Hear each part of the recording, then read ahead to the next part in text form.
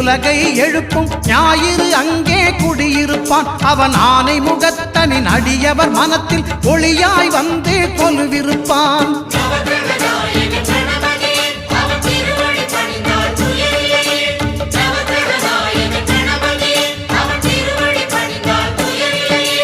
ஒன்பது கோளும் ஒன்றாய் காண அங்கு கற்பகம் என்னும் கடவுளின் மெய்யில்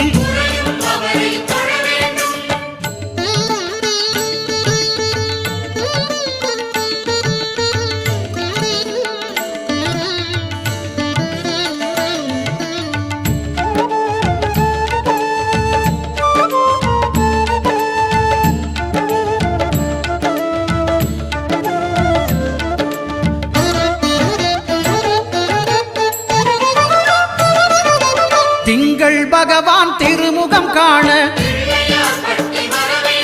அங்கு கற்பக பெருமான் தொப்புள் குழியில்